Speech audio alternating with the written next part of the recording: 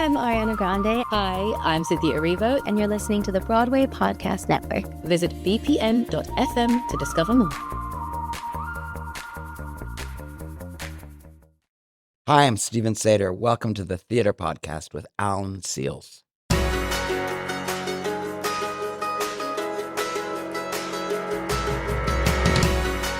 Hey everyone, welcome back to the Theater Podcast with Alan Seals. I am so incredibly excited to share this episode with you today because I'm getting to sit down again with a very dear friend of mine who's making his triumphant return to the podcast, Mr. Stephen Sondheim. And the last time he was here was all the way back in episode 71, which aired just 3 weeks before the entire world locked down in 2020. And obviously so much has changed since then, and he has been busy creating nonstop. This episode actually is really cool because we recorded it right before Murder at the Gates, his most recent musical concept album, was announced. It was announced just a few days ago as this episode is dropping. But what's very cool about this episode here is that not only do we get to play a little bit of the single that just dropped, we get to play a bit of the next single that hasn't been announced yet, or hasn't been released yet. So you get to hear literally the first of this album that nobody else has got to hear yet. So that's very, very cool. Make sure you check out Murder at the Gates. We get into some behind-the-scenes stories of just the history, the deep, deep history of Spring Awakening. We're just discovering Jonathan Groff, Leah Michelle, all of these amazing individuals who have gone on to just make incredible careers. And you're going to love it. If you're a theater fan at all, this is just history exposed in such a real way. It's great. So find me online, Instagram, Twitter, TikTok, Facebook, all the places. Leave a rating, leave a review. Apologies for the audio quality of this intro. I'm traveling as I'm recording this intro and forgot my mic, so I'm doing this from my headphones. But, you do what you can. Anyway, enjoy this episode now with Stephen Sondheim. Here you go. 1, 2, 3.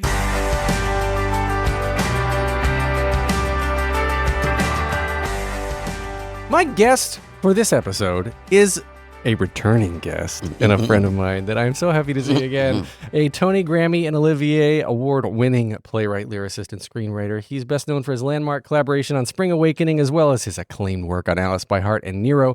And he is currently preparing for a major new off-Broadway revival of his seminal musical at Studio Seaview, alongside the premiere of his black comic murder mystery musical, Murder at the Gates. Did I get all that right? Stephen Sondheim? You did. Stephen Sondheim, welcome back to the Theater Podcast. Thank you. We were asking before we started, you asked before we started recording, when was the last time we spoke? It was episode 71. Oh my God. And this podcast, this is going to be episode 450 something. Oh my God. So it's almost 400 episodes ago. Almost 400 episodes ago. And it dropped January, where did I have this? Whoa. January 19th, 2020, I believe. Yeah, so get that. Yeah, January 28th. 3 weeks before the world locked down. January 28th, is when the last episode dropped. So it's been a hot minute. It has been. And you've been all over the freaking world. We do what we can. Opening. How many productions of Spring Awakening have happened in the last 4 years? There's no way to count. I don't even have that information. I could go through MTI to see how many have been licensed. It's just all over the place. It's insane. But there's some notable ones that were astonishing, and including the Almeida production, which was so beautiful, that Rupert Gould did with Laurie Keniston and a great company of actors in London. Yeah, I remember the London one because we were texting when you were out in London because I was trying to get in touch with you then. Like, we were trying to meet up with you, and you're like, "Oh, I'm in London." And I was like, "Oh, yes, of course. Yeah. Of course you're going to be out there." Yeah, I have something I can't say. I'm going to say I have something super cool coming in London. Wait. And I'm also saying this month is crazy for me because of all this stuff I'm going to be announcing. It's just happened. Right. But anyway, there's something, if you're in London and you're listening and you love Alan and you trust him, I'm saying, which I'm not sure, but I'm saying if you do, then something's coming in London. That's so exciting. Okay, send me a voice note or something. And then once you discuss can it announce later. it, Yeah. once you can announce it, we'll do like a quick little bonus episode to announce it. Oh, good. Or something. Oh, good. That would be fun. But yes. So the Spring Awakening is coming back It to is. New York. It is with Danya Tamor, Who Is to Die From, and Celia Ralston Hall. I mean, I got my dream director and my dream producer in Greg Noble. He's so great. I love him. And we're doing it at Seaview. It's amazing. We're going back, it's like 20 years ago. Today, we were in performance at the Atlantic Theater. That's crazy. Is that crazy? 20 years ago? 20 years. We were not on Broadway yet. Right, right. We were playing, desperately praying to sell 190 seats a night.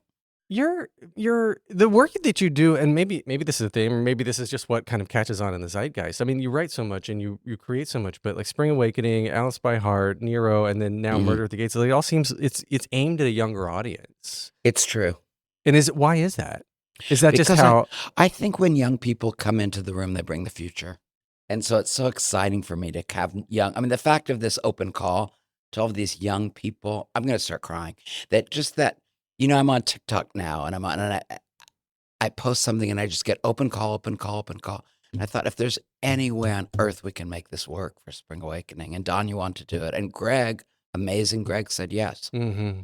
So that's been amazing. So I don't know I like writing for young people. I like discovering new people.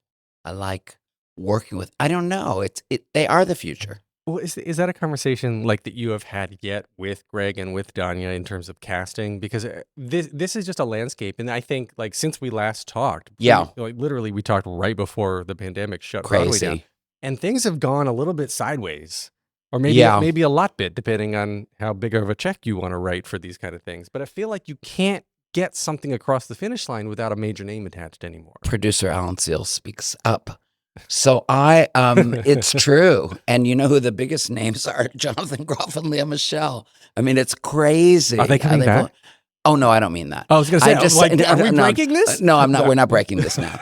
They're my friends. Yes. And they're amazing. And they're like the biggest stars on Broadway. And they were like, how old was Leah then? She'd been doing it for 7 years or something, 6 years. Yeah, she was 20 maybe, right. And Jonathan was 21. John Gallagher was 21. I mean, Lily Cooper was 16. Yeah, they were actual kids. I think we can't do that now legally, but I could be wrong. Getting asked this a lot, and I'm sorry about my throat. Have a drink? Excuse me, I'll have a drink. I think this has to be 18 up. Because of the nudity? I don't know if there will be nudity. Are you going to change Not to discourage everyone, but Danya's doing her own production. I mean, that's part of what's been thrilling about Danya. First of all, she and I have been talking about this for over a year. I love Danya, by the way. Like, she's amazing. What she did with Outsiders and the rehearsal process, like she is going to do so much good with this. I agree. And that she gave everyone a story in The Outsiders. That entire ensemble had a story going on. And to say nothing of John Proctor. And how strong was that? It was brilliant. Exactly, yeah. And she works with a lot of young people. She was my first thought. And I love her. So we're really close now. And she is certainly developing her own vision for the show. That's cool. Or our joint vision, whatever it is, with Celia and... Well, that's what I've always kind of said too, is that if you're going to revive something that really is so notable, so instrumental in changing the zeitgeist, like Spring Awakening truly changed the zeitgeist of theater. And, I hope you don't forget that when you're looking back at your history and your impact on the world, literally. Oh my God.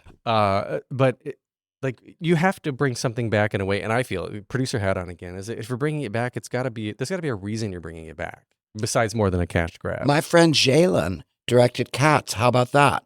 Was amazing. I know. Perfect example of bringing something back and doing it completely differently. Yeah, and bringing so much life to it. Yeah. That's what I felt about this Cats, Jalka Ball. It's just has our lives in it. Mm-hmm. And so much that you see is it's like in a musical theater lane only. Yeah. Well, do you mind my saying that? No, not at all. But that's what I feel. I don't want to. Okay, I'm not going to say anything. Well, no, for Danya coming back and Danya and Greg and deciding to bring back Spring Awakening. Yes. My original question, are you allowed to say it, how it's going to be a little different, or have you gotten that far yet? We're off on our footing. I think I can't. I think I have to respect what's the process. Yes. There's a choreography workshop today. I'm not there because I'm seeing my friend Alan Seals. Oh. But, and I'm giving them a day to not have me in the room. But so this is cast now. You just haven't announced No, not at all. There's no one cast. And there have been these posts saying such and such a star is doing it, and they're false. Wow. Yeah. I'm not saying stars might not do it. Right. We're not saying we're only going to cast people out of the open call. We don't know if we'll cast anyone from the open call, but we could cast multiple people. We Right. we don't know who we're going to discover. We're seeing everybody. Yeah. There's so many people that literally are discovered now through open calls and even through TikTok. Like I know. Like literally in the last 4 years, the game has changed so much. It's fantastic. And I'm sure like you being on TikTok, your feed is full of people trying to perform and slide into your DMs. Constantly. Yeah. But I like it. I do. It's just some amazingly talented 19-year-old is singing my song on TikTok. I want to see it. Yeah. Like, how does that make It's you feel though? Like, fantastic. do you sit back and like take all of this in a way that's like a very meta way of like, I'm a fan of theater. I write for theater, but holy cow, these fans of mine are giving back. Like this 19-year-old wasn't born when Spring Awakening first was performing. I know. I mean, personally, I was too young to see the original, but I caught up on the Deaf West. That's what he said? That's what I say. Oh, yeah. I don't know. I get stopped on the street, and it's not like people are, rushing up to me like they're big fans of my TV show. It's not like that. But people are coming up to me and saying, I played Ilsa in college, and telling me how it changed their life or how it affected them or how, saved them in some way. And so it has a huge impact on me. I don't ever think about, whoa, I have had this impact on the theater landscape or, oh, my show's, I don't ever think that way. But when individuals tell me what the show has meant to them, it really touches me profoundly. Mm-hmm. The other day I was, after you had texted me and you were like, hey, what's up? Let's hang. I started listening to Spring Awakening again, the original cast album, and just the flood of emotion, emotion, was it memory emotion? Emotion memory that came back of just like, I remember, this is long before I met you, long before I was like professionally involved in the Broadway industry. And I remember as a fan, like in my 20s, listening to this album and like having it get through like relationship troubles and personal value troubles and like the voice in my head saying I'm not good enough and being like, well, I'm not actually alone. Like there's a whole musical about this kind of thing. And it's one of those things that, again, like 20 years later, this is a great time to bring it back, I think, because the world is in such a steaming pile of shit, to put it mildly. Yeah. And we need comedy and we need young people we need drama for young people because there doesn't seem to be enough of either of those. I think that part of what it is about Spring Awakening and also Alice by Heart is it takes young people seriously. Yes. And it creates roles that allow them to, there's a part they can't tell about the dark they know well, and they get to tell it. You know what I mean? That's a good lyric. Yeah, well, there you go. I'm thinking. Yeah, yeah. But I want to talk about this new thing for young people I'm doing. Can we talk about it? Yes, Murder at the Gates. Alan, I'm so excited about it. I'm so invested in it. And by the way, you're interviewing me. This has been since like 2013 or 14 that I've been working on with James Bourne. Everything that I do takes so long.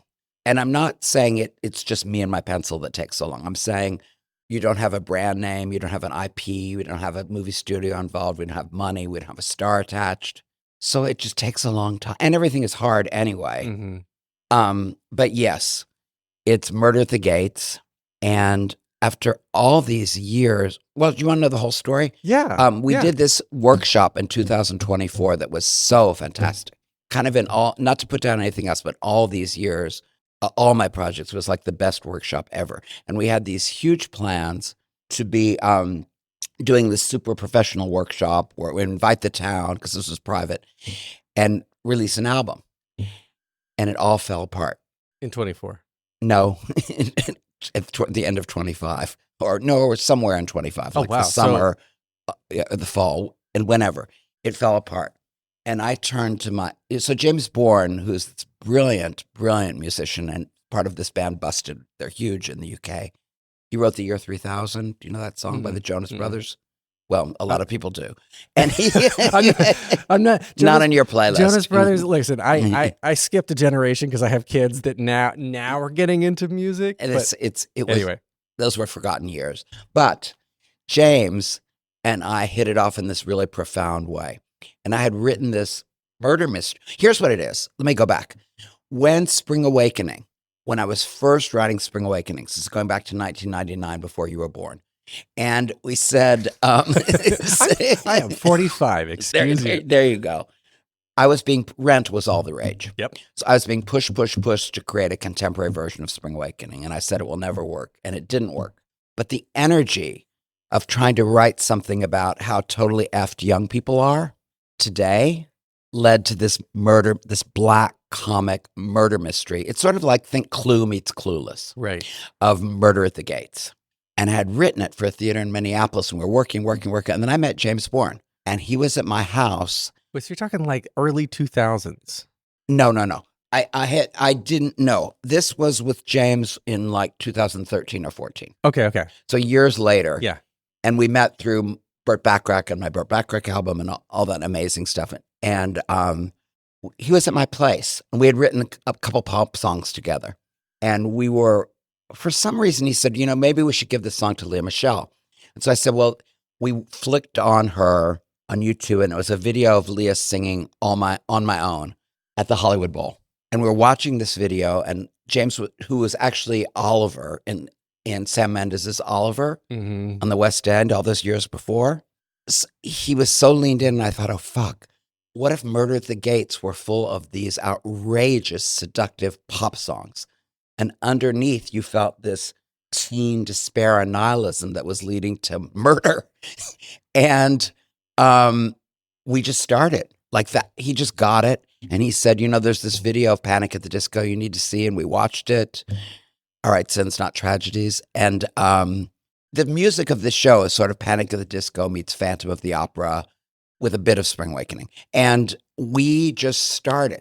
And then it's taken 10 plus years. I mean, we had workshops right away. We had a workshop at NYU because it was free. And so anyway, now going back to 2025, when this fell apart, I turned to James and said, we spent so much time and money recording demos for this album that sounds so incredible for the show.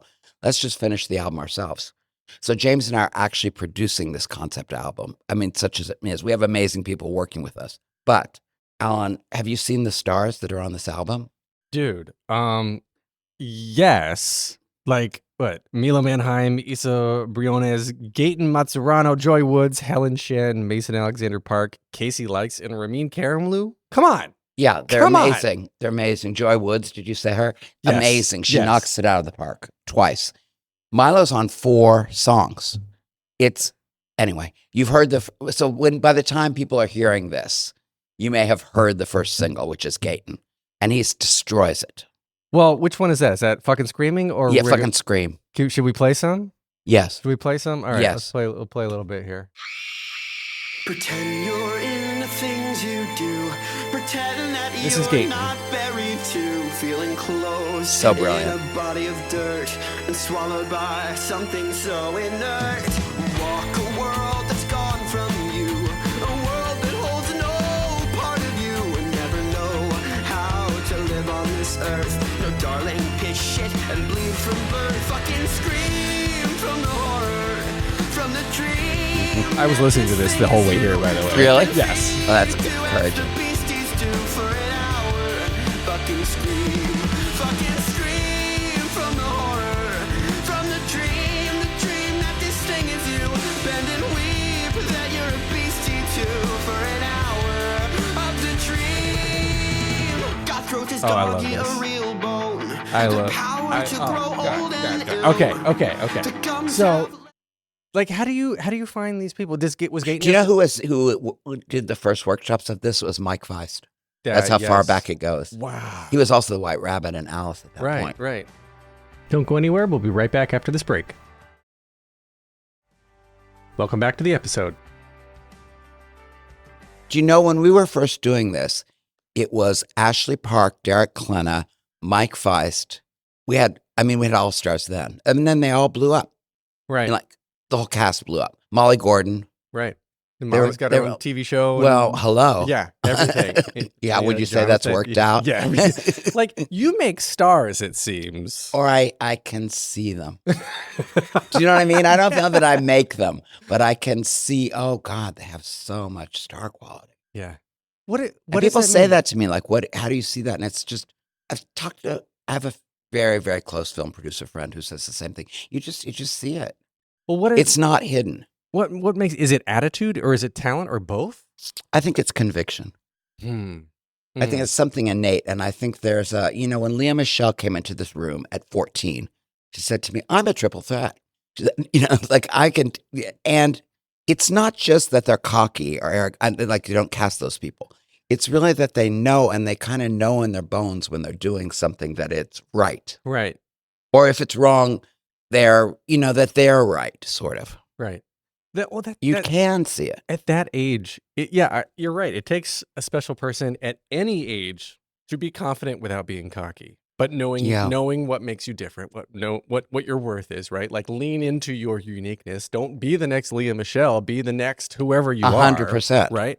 But then at that age too, especially like in the teenage years when you don't have the life experience yet to draw upon. Yeah. I have to tell you, Leah in Spring Awakening, she came in and she was 14. She sang, I Don't Know How to Love Him. It was like, oh, Molly Gordon. So Molly Gordon was best friends with Ben Platt and Beanie Feldstein and Catherine Gallagher. And that was how we conceived Alice by Heart.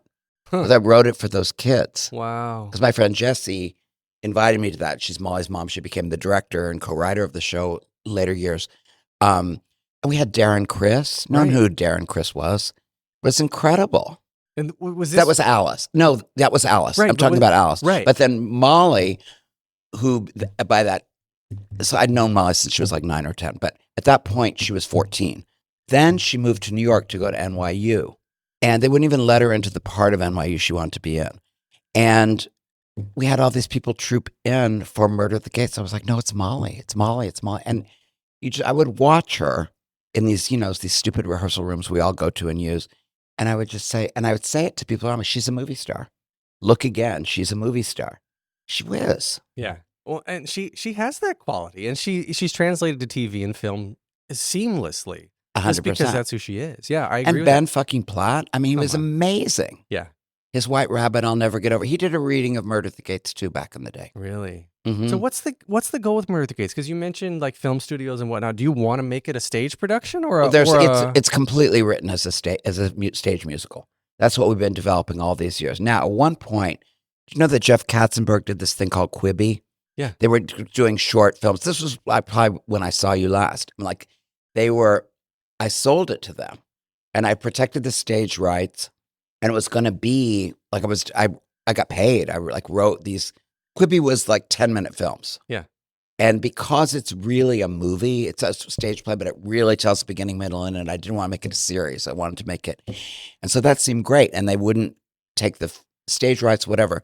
Then they fell apart. They went bankrupt. Do you remember that? What studio?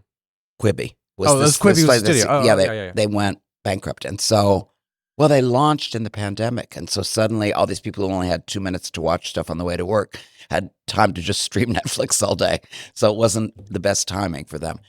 But yes, I think Murder at the Gates is 100% an amazing movie about to come.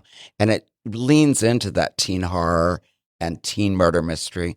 But it really began as sort of, my grandfather read, do you know Agatha Christie? Of course. She wrote these great murder mysteries.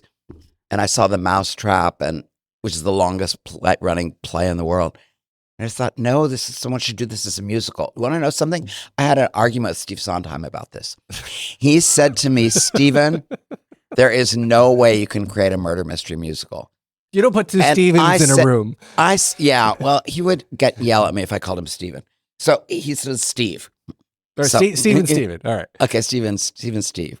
But he was Stephen Sondheim, let's be honest. Yes. So he, I had a fight with him. And not a fight. We argued about it. I said, yes, you can. He said, no.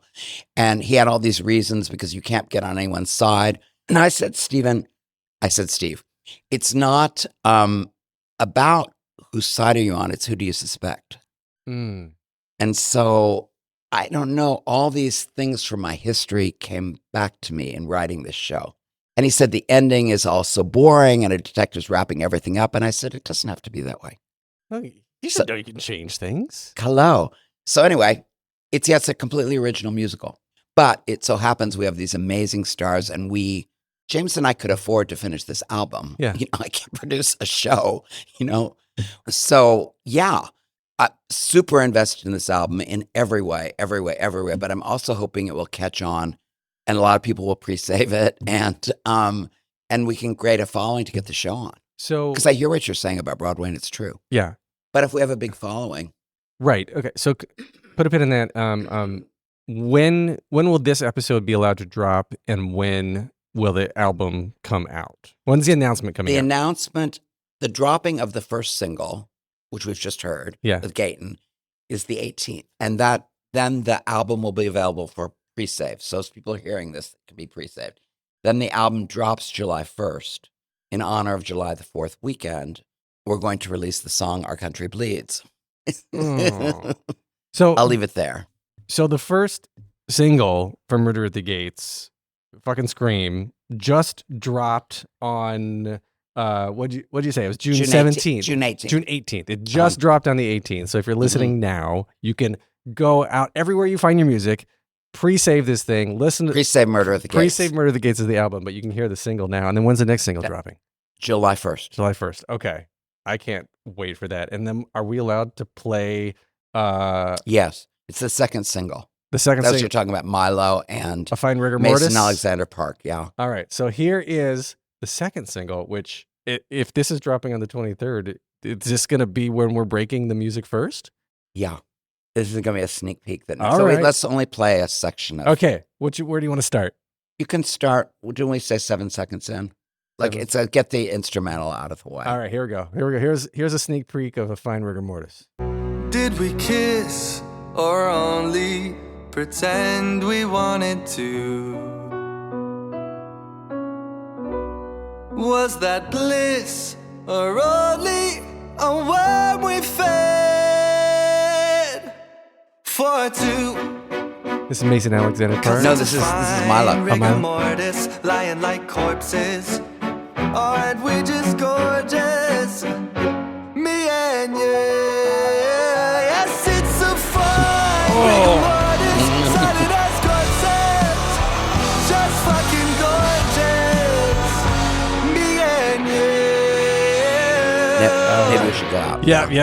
I was going to say that's a great sneak peek. Yeah. Oh, well, thank you for sharing that. I'm so excited for this. And then as the producing world happens to be so all types of fine and messed up all at the same time. Yeah. Like, you're going to drop this, and then, like, what's the next step if people want to get involved? And like you said, you're looking for, like, your perfect producer. So what do you want to happen with this?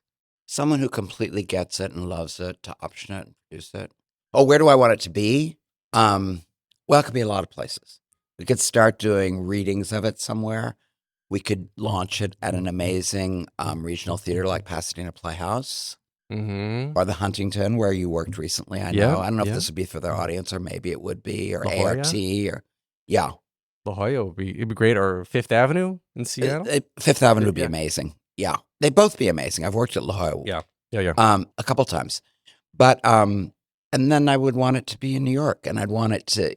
I mean, of course, you want your show to be on Broadway, but it could be commercially off Broadway. That would be exciting. How do you, as the owner of the IP, as the person who wrote this, you and James, I'm sure that once the announcement comes out, your phone's going to be blowing up with producer friends saying, I hope so.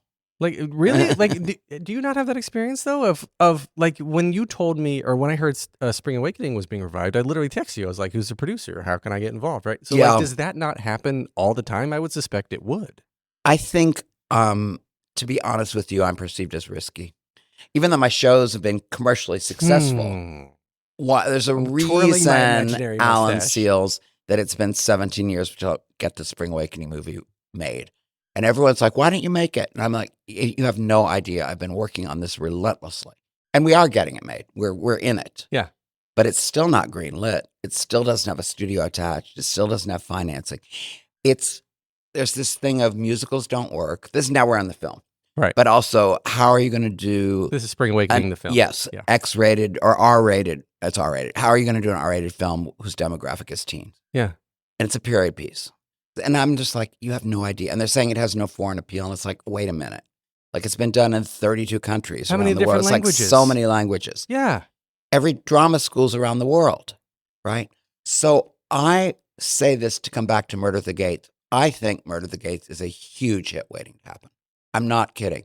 It completely taps into this young genre. There aren't murder mystery musicals that are successful where you're actually on the edge of your seat and scared, and people are singing like rock songs like that. So I don't have any doubts about it, but I don't have the money, the clutch. So I don't, it's not like my phone is ringing off the wall with producers chasing my project. I don't get It's that. like work to get my stuff on. Huh. Well, I mean, in the I limited... mean, maybe I shouldn't present that as, but that's the truth.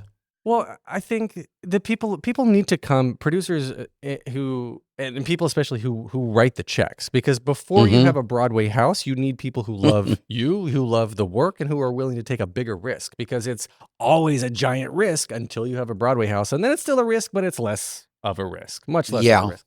So like right now, though, I feel like there are so many people that like me, right, who are now in the midlife, who have a little bit of money tucked away under a mattress, who might want to come out and say like, hey, let's help invest and make this dream happen for your next project, Murder at the Gates, because you have a proven track record of changing my generation's lives. I mean, I can't say that enough of just how much it means to me that we are friends, that we are sitting here together and we're still in touch. But the fact that like you're still writing, you're still creating, and like just these two songs that we've heard so far, I'm like, I cannot wait to see this thing on its feet, because I feel like it's going to do the next thing, do that same thing for me when I was 20 that it did for, the kids who are 17, 18, 19, 20 now. I think you're right. And I also think that the same way, like my friend Barbara Broccoli said to me after she saw Spring Awakening, and she loves Spring Awakening, she said, you're watching it like you're one of the kids, and then suddenly at some point it hits you, oh, damn, I'm the grown-ups. Yeah. Yeah. And I think the grown-ups, this is black comic. It's not hard on your sleeve the way Spring Awakening is. It has a huge emotional wallop, but it's not the tone. But there are two adults in this too. There's the dad and the housekeeper that he's been having an affair with for years, since the mother dies at the beginning. It's a little Hamlet. And the daughter, Cameron, it's a dark and stormy night. All her friends her mom died. And she was uncool enough to really feel something. And so her friends got sick of it. She was grieving, and they've ghosted her. And her dad wants to get her out of her room. He's moved the family to this gated community. They're the first family to move in. So they're the one house that's finished in this wasteland of half-finished McMansions. So no one is there. And they're in the woods of New England. And it's raining hard, and he's thrown his daughter a party, and she's mortified. Who are the guests? Well, they're all the people who have become her enemies. And beyond that, it's a murder mystery party. And she's just mortified. And all these people show up in their limousines, and the party starts. And they're doing a murder mystery play. And the murder comes, and the murder's real, and the house locks down. So they start dying. Why? Where did you get the idea for this? You said that this was like 2013, 2012 you started writing it? Yeah. So where did you get this idea?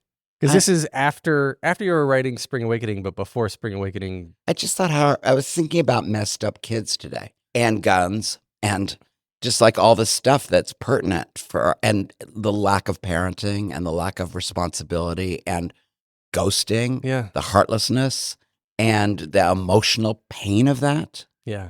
And I just thought, well, you want to murder everyone. And so then I thought of Agatha Christie, whom I loved when I was so young. And I don't know, it just evolved.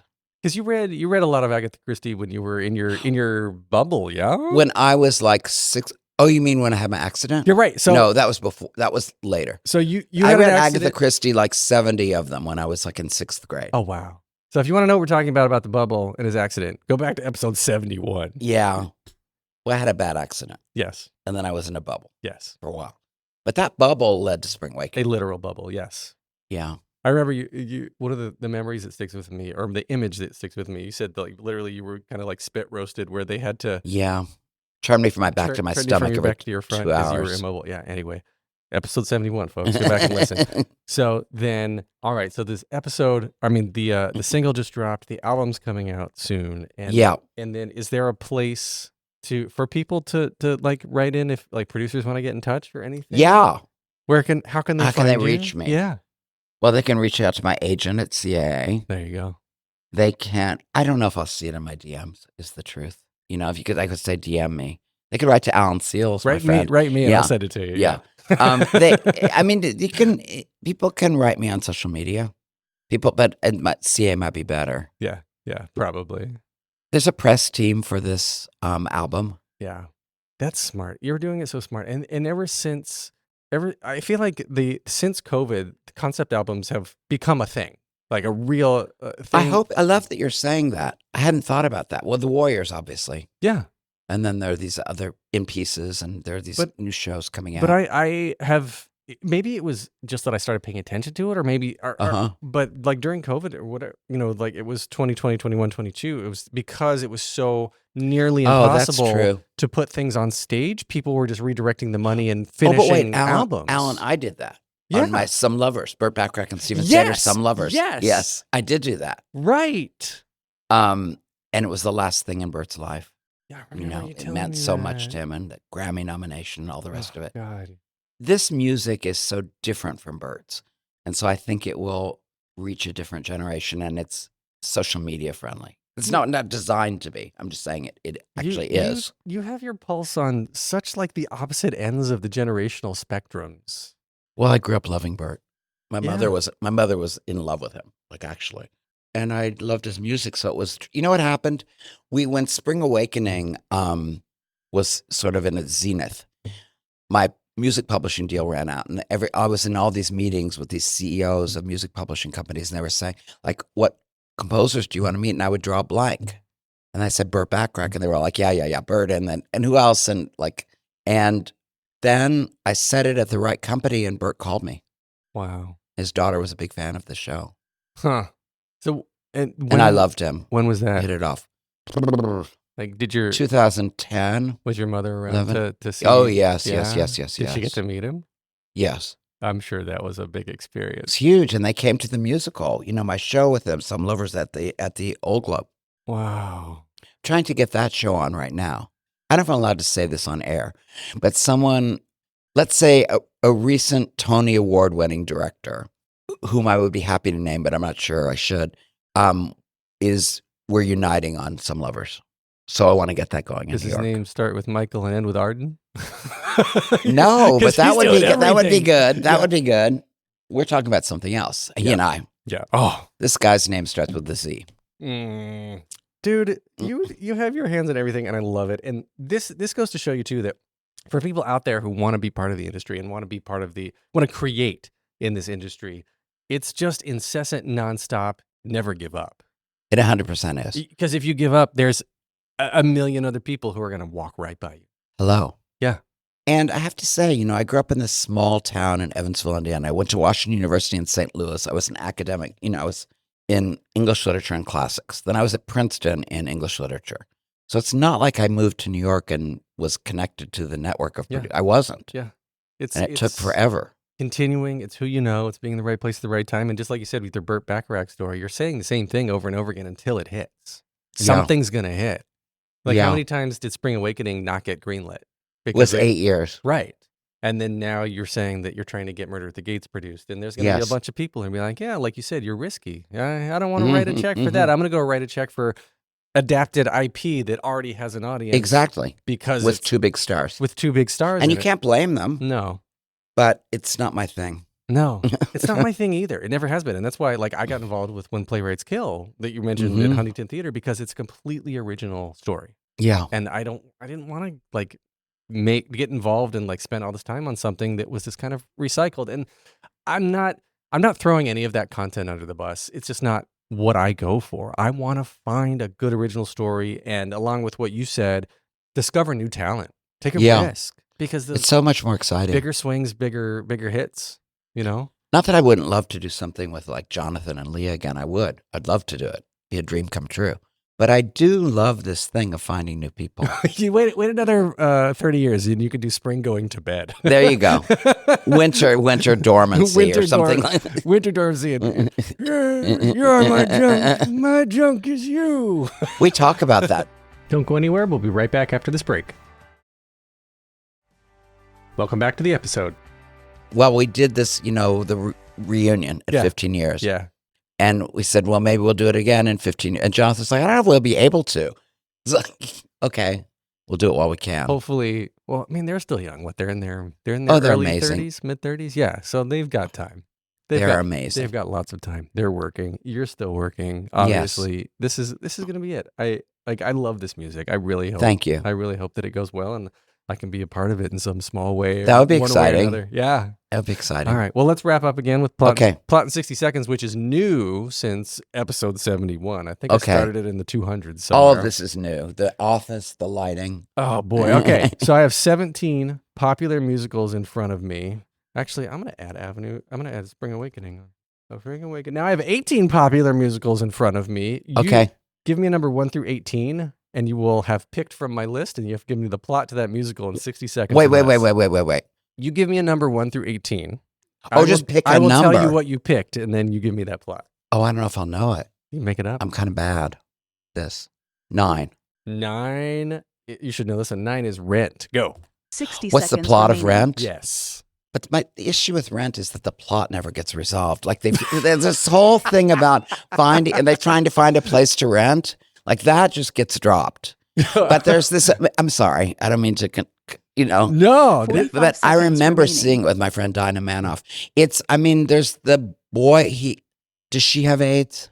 I think Does the boy have AIDS? pretty much everyone does. They all. It's set in the AIDS crisis in New York in the early 2000s, right? Yeah. 30 seconds I don't know, remaining. those fantastic songs, Will You Light My Candle and all that. That's what I sort of took in. And the plot I thought was not that well done. I'm sorry. Sorry, I Jonathan think it's Larson. fantastic. Am I really in trouble now 15 for saying seconds that? remaining. No. What I mean is Rent is iconic. Rent is fantastic. Rent is all these things. To me, the storytelling is not, it's based on La Boheme. Yeah. There you have Five. it. There So you it's the story of La Boheme. It's the story of Mimi who passes 2. away. Okay, good. All right. So then still 3 standard closing questions that I've asked since the beginning. The first one simply is just what motivates you. Wanting to make a dent.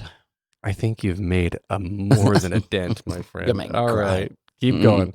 What advice would you give to your younger self and younger people listening now, starting out down a similar path? Have patience and never let up.